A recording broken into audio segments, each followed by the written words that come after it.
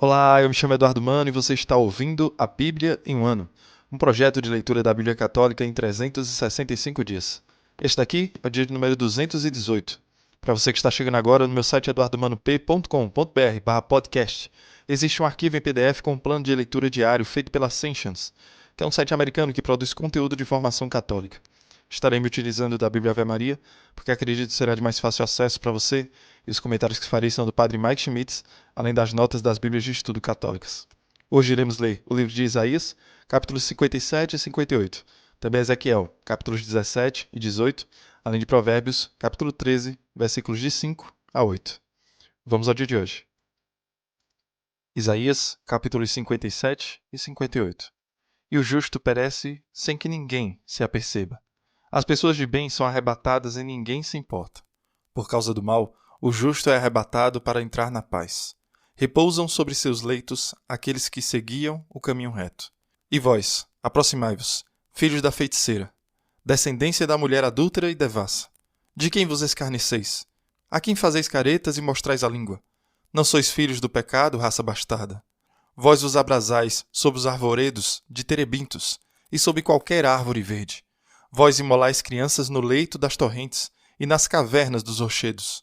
As pedras polidas da torrente, eis o que te toca. Sim, eis o teu quinhão. Tu lhes ofereces libações, prepara-lhes oferendas. Posso a isso resignar-me? Sobre o cume de elevada montanha preparas teu leito, e é aí que sobes para oferecer sacrifícios.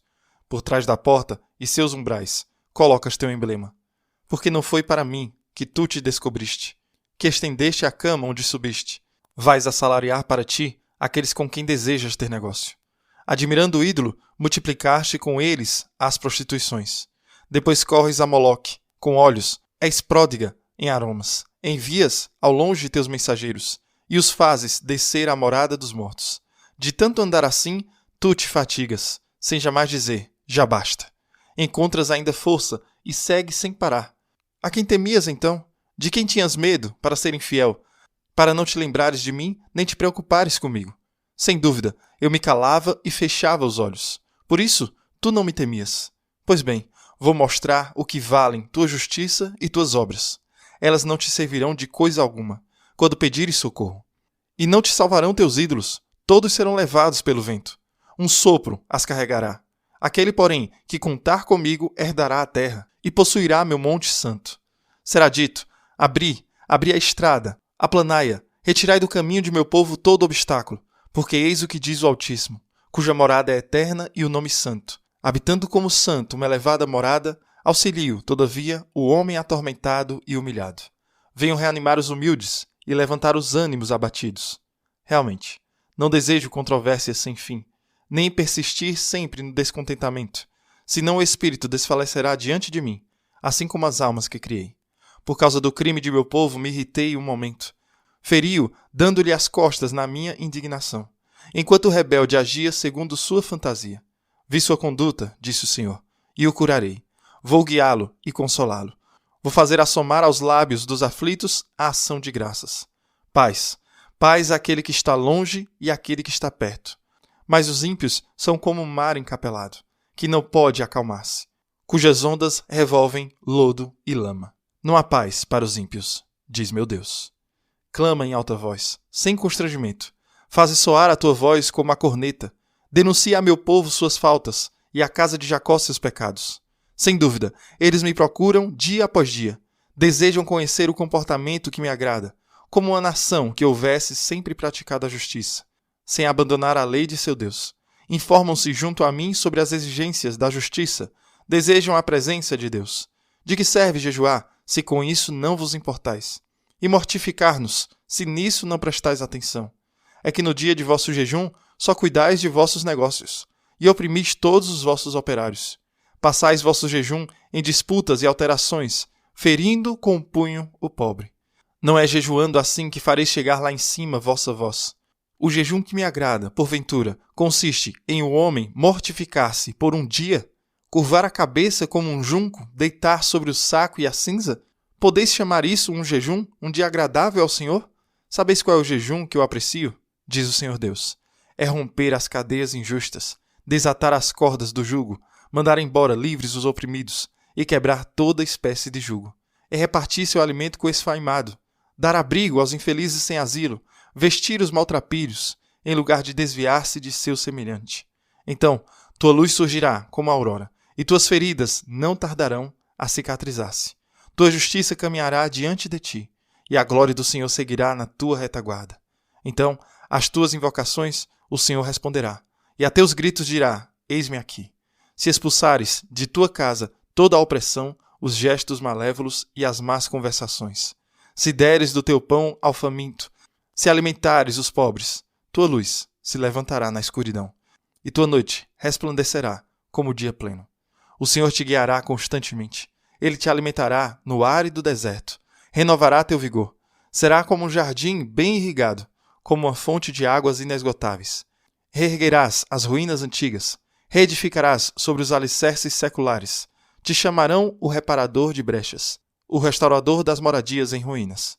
Se te abstiveres de calcar aos pés o sábado, de cuidar de teus negócios no dia que me é consagrado, se achares o sábado um dia maravilhoso, se achares respeitável o dia consagrado ao Senhor, se tu o veneras, não seguindo os teus caminhos, não te entregando às tuas ocupações e às conversações, então encontrarás tua felicidade no Senhor. Eu te farei galgar as alturas da terra e gozar a herança de Jacó, teu pai, porque a boca do Senhor falou. Ezequiel, capítulos 17 e 18. A palavra do Senhor foi-me dirigida nestes termos. Filho do homem, propõe um enigma. Apresenta uma parábola à casa de Israel. Dize-lhe, eis o que diz o Senhor Javé. A grande águia, de grandes asas, de larga envergadura, toda coberta de plumagem malhada, veio do Líbano, e tirou a copa de um cedro. Arrancou o mais alto de seus ramos, levou-o ao país dos mercadores e o depôs na cidade do negócio. Depois tomou um tronco de árvore da terra e colocou-o em um terreno preparado. À beira de águas copiosas, plantou, como um salgueiro. Ele germinou e transformou-se em vide frondosa, ainda que pouco elevada, e voltou suas ramagens para a águia, com suas raízes debaixo dela.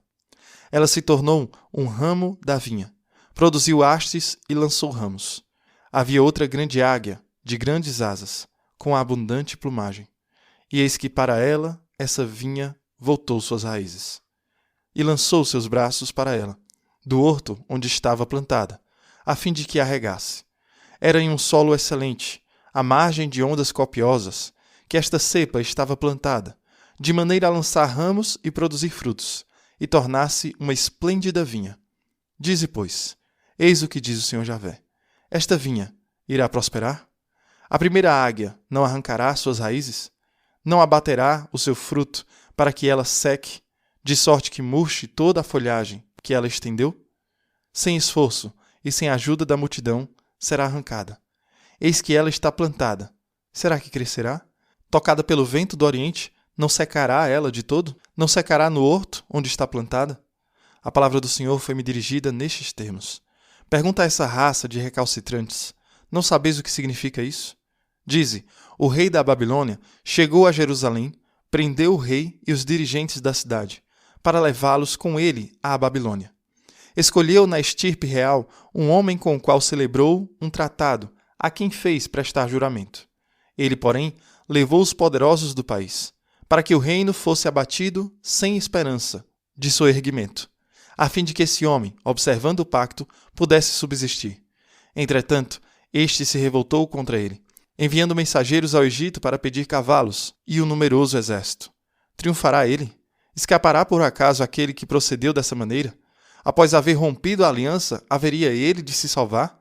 Por minha vida, oráculo do Senhor Javé. É no país do rei que o fez reinar, de quem ele desprezou o juramento e o rompeu a aliança. É na Babilônia que ele morrerá.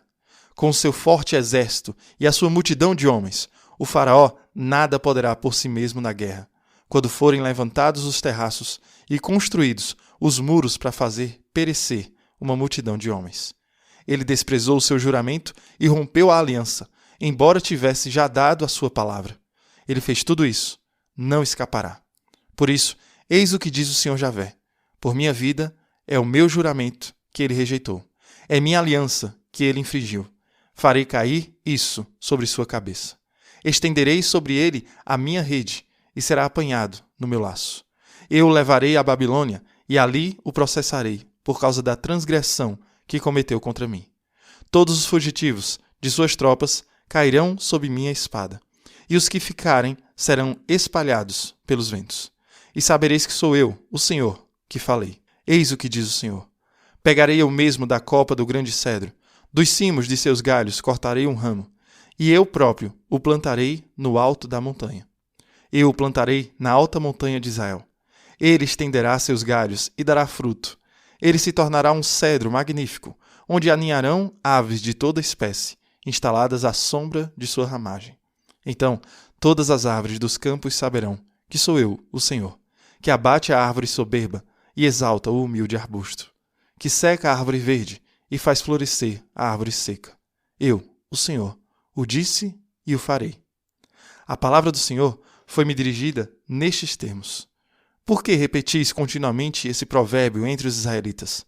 Os pais comeram uvas verdes, mas não os dentes dos filhos que ficam embotados. Por minha vida, oráculo do Senhor Javé, não tereis mais ocasião de repetir esse provérbio em Israel. É a mim que pertencem as vidas, a vida do pai e a vida do filho. Ora, é o culpado que morrerá.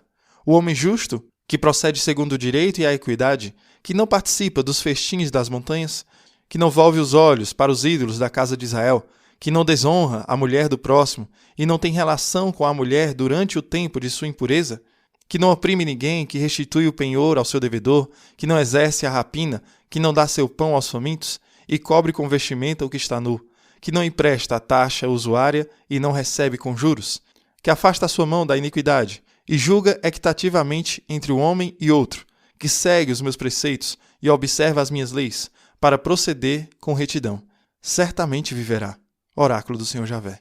Porém, se esse homem gerou um filho violento e sanguinário, que comete contra seu irmão uma dessas faltas, embora ele próprio não tenha cometido nenhuma, um filho que come nas montanhas e desonra a mulher do próximo, que oprime o infeliz e o indigente, que pratica a rapina e não restitui o penhor, que ergue os olhos para os ídolos e comete abominações, que faz empréstimo com usura e recebe juros, esse rapaz não poderá permanecer em vida. Após as abominações que houver cometido, ele deve perecer, e seu sangue recairá sobre ele. Se, pelo contrário, o homem gerou um filho que, à vista de todas as faltas cometidas por seu pai, tem o cuidado de não imitá-lo, um filho que não come nas montanhas e não volve os olhos para os ídolos da casa de Israel, que não desonra a mulher do próximo, não oprime ninguém e não retém o penhor, não pratica a rapinagem, dá pão ao faminto e cobre com vestimenta o que está nu, que se abstém de causar dano ao infeliz, que não empresta com usura e nem recebe juros, mas observa os meus mandamentos e procede de conformidade com as minhas leis, esse filho não perecerá pelas iniquidades de seu pai, mas certamente viverá. É seu pai que, pelas violências e rapinas que cometeu contra o próximo e pelo mal que fez no meio do seu povo, há de perecer por causa de suas faltas. Perguntais por que não leva o filho à iniquidade do pai. É que o filho praticou a justiça e a equidade, e como observa e cumpre as minhas leis, também ele viverá. É o pecador que deve perecer. Nem o filho responderá pelas faltas do pai, nem o pai pelas do filho. É ao justo que se imputará sua justiça e ao mal a sua malícia. Se, no entanto, o mal renuncia a todos os seus erros para praticar as minhas leis e seguir a justiça e a equidade, então ele viverá decerto, e não há de perecer. Não lhe será tomada em conta qualquer das faltas cometidas. Ele há de viver por causa da justiça que praticou. Terei eu prazer com a morte do malvado? Oráculo do Senhor Javé. Não desejo eu, antes, que ele mude de proceder e viva? E, se um justo abandonar a sua justiça, se praticar o mal e imitar todas as abominações cometidas pelo malvado, viverá ele? Não será tido em conta qualquer dos atos bons que houver praticado? É em razão da infidelidade da qual se tornou culpado e dos pecados que tiver cometido, que deverá morrer. Dizeis, não é justo o modo de proceder do Senhor? Escutai-me então, israelita. O meu modo de proceder não é justo? Não será o vosso que é injusto? Quando um justo renunciar à sua justiça para cometer o mal e ele morrer, então é devido ao mal praticado que ele perece. Quando o malvado renuncia ao mal para praticar a justiça e a equidade, ele faz reviver a sua alma. Se ele se corrige e renuncia a todas as suas faltas, certamente viverá e não perecerá. E eis que a casa de Israel pretende que o modo de proceder do Senhor não seja justo. Não é acaso o vosso modo de proceder que é injusto? Assim, pois, casa de Israel, é segundo o vosso próprio proceder que julgarei cada um de vós. Oráculo do Senhor Javé. Convertei-vos, renunciai a todas as vossas faltas, que não haja mais em vós o mal que vos faça cair. Repeli para longe de vós todas as vossas culpas, para criardes em vós um coração novo e um novo espírito. Porque haveríeis de morrer, israelita? Não sinto prazer com a morte de quem quer que seja. Oráculo do Senhor Javé. Convertei-vos e vivereis. Provérbios, capítulo 13, versículos de 5 a 8. O justo detesta a mentira. O ímpio só faz coisas vergonhosas e ignominiosas. A justiça protege o que caminha na integridade, mas a maldade arruína o pecador. Há quem parece rico, não tendo nada. Há quem se faz de pobre e possui copiosas riquezas. A riqueza de um homem é o resgate de sua vida, mas o pobre está livre de ameaças. Muito bem, mencionamos ontem em Ezequiel capítulo 16 como a idolatria é frequentemente representada como o adultério. Acontece muito. E, na verdade, tantas vezes nós e o povo de Israel, as mesmas pessoas que quebradas estão, os mesmos corações partidos, nos afastamos de Deus que nos ama inteiramente. Isso é idolatria. Pegando coisas boas que recebemos e não sabendo trabalhar com elas. É muito raro que as pessoas façam ídolos de coisas ruins. Nós criamos ídolos daquelas coisas que parecem ser boas. E ainda, ao mesmo tempo fazemos ídolos de Deus. Aqui está um grande exemplo. Isaías 57, versículo 5. Vós que ardes com luxúria entre os carvalhos, debaixo de toda a árvore verde. Mais uma vez, este é o imaginário de idolatria e adultério. Então, o que são esses carvalhos e árvores verdes? Aqueles eram como os lugares altos, que muitas vezes eram considerados locais de fertilidade. Assim, no mundo antigo, eles cometariam atos impuros para apaziguar algum deus ou deusa da fertilidade. Então não só haveria idolatria acontecendo lá, haveria também uma conduta lasciva, uma promiscuidade, fornicação nesses lugares. Deus está dizendo, isso é o que você faz. Você não está apenas fazendo, mas está fazendo e alegando que está fazendo a coisa certa. Essa é a coisa louca. Você está fazendo isso, pensando que está fazendo a coisa certa. Isaías 57, versículo 6, vai dizer que entre as pedras lisas do vale está a sua porção. Eles são sua sorte. Para eles você derramou uma libação, você trouxe uma oferta de cereais. Lembra-se de todos os tipos de ofertas que aprendemos lá em Levítico e Deuteronômio. Aqui está Deus dizendo, você ainda está fazendo isso, mas está fazendo isso com falsos deuses. Você está fazendo isso nas pedras do vale. Isaías 57, 8 vai dizer, você ofereceu sacrifício, você viajou para Moloque com óleo e multiplicou seus perfumes. Lembram de Moloque? Ele era um falso deus, muitas vezes haviam estátuas de metal dele com os braços estendidos, e onde suas mãos seriam um receptáculo. As pessoas iriam aquecer a estátua. Talvez eles colocassem brasas ou fogo no receptáculo, um recipiente que ficava nas mãos de Moloque, e depois colocariam seus próprios filhos, seus próprios bebês, neste lugar, com a chama acesa. Este é Isaías, destacando, mais uma vez, o grau em que as pessoas estão dando falsa adoração. Então Deus promete, eu nem sempre vou ficar com raiva. Eu vou trazer você de volta para mim. Então Isaías capítulo 58 fala sobre verdadeiro e falso jejum e adoração. As pessoas estão jejuando falsamente e também adorando falsamente. Eles fazem a pergunta em Isaías 58:3, por que jejuamos e você não vê? Por que nos humilhamos e você não toma conhecimento disso? Deus responde, eis que no dia do teu jejum procuras o teu próprio prazer e oprimes a todos os teus trabalhadores. Eis que você jejuma apenas para brigar e bater com punhos perversos. Jejum como o seu hoje não fará com que sua voz seja ouvida no alto. Essa é a realidade. Aqui estão essas pessoas em Isaías capítulo 57 que estão adorando a falsos deuses e mesmo quando se trata de adorar o Deus verdadeiro, eles nem estão fazendo isso da maneira correta. Estão fazendo apenas para mostrar. Não estão fazendo de todo o coração. O que é incrível, né? Porque se torna algo extremamente presunçoso. É ter essas regras de superfície e fazer isso pela intenção ou pela razão errada. Às vezes a motivação que temos é egoísta. Oramos quando ouvimos a Bíblia e às vezes essa motivação é egoísta. Eu quero salvar minha alma, quero ser santo, eu quero. Agora, isso não é horrível, não é a melhor coisa do mundo. Nossa motivação deve ser o amor. Mas reconhecemos que nem sempre há amor na nossa ação. Às vezes a nossa motivação é outra que não é o amor. Ao mesmo tempo, tudo bem por isso. Deus ainda aceita isso. Deus ainda aceita essa humildade, a oferta que temos, mas o objetivo, a intenção, o que queremos finalmente. Isso é muito importante refletirmos. Mesmo que tenhamos uma motivação egoísta, em última análise, queremos pertencer a Deus. Mas aqui está o tipo de jejum e oração que está acontecendo em Isaías capítulo 58. É egoísta. Não só a motivação é egoísta, mas o objetivo também é egoísta. Não é apenas a razão pela qual estou fazendo isso, mas mesmo o final, o que você quer tirar disso, ainda é egoísta. Isso é doloroso para o Senhor, é doloroso para as pessoas ao nosso redor, porque estamos dando a Deus menos do que Ele merece.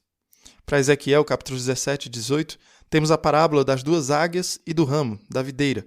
É um daqueles momentos bem interessantes para agradecermos mesmo a Deus, em que não só existe uma parábola, mas também há uma explicação da parábola em Ezequiel, capítulo 17.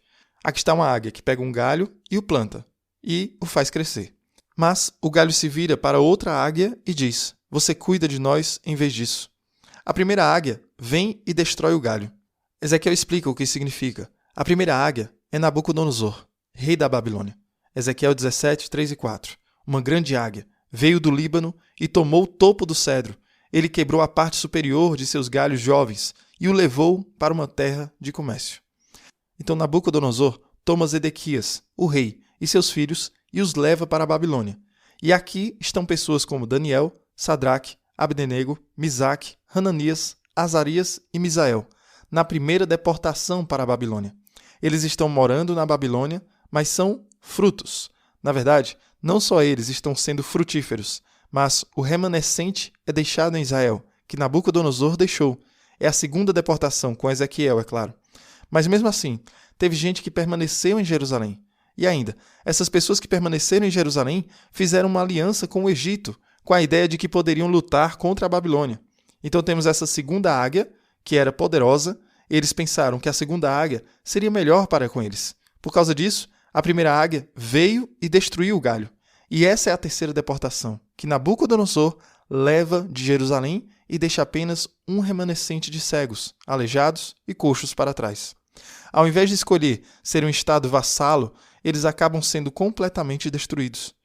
Havia um pequeno remanescente que estava em Jerusalém, e o resto estava no exílio da Babilônia. Isso faz mais sentido agora? A primeira águia é a Babilônia, Nabucodonosor. A segunda águia é o Egito, o faraó. E o ramo é o povo de Israel. Em Ezequiel capítulo 18 nós temos algo muito presente. Temos isso até no lecionário, fala sobre a justiça de Deus. Cada pessoa é julgada pela sua própria conduta. Não são julgados pela santidade de seus pais, pelo pecado de seus pais, pela santidade de seus filhos ou pelo pecado dos filhos herdeiros. Isso é realmente importante para nós sermos lembrados de tantas maneiras. Tem gente que vai dizer que tem uma linha inteira de familiares que são seguidores do Senhor. Certo, mas você é um seguidor do Senhor? Deus não tem netos, Deus não é avô, Deus é pai. Como pai, Deus só tem filhos. Meus pais eram realmente muito fiéis, e isso foi ótimo para eles. Mas isso não significa nada quando se trata de mim. Tenho que escolher ser fiel também. Talvez meus pais fossem horríveis. Isso não significa nada quando se trata de mim. Ainda tenho que escolher ser fiel.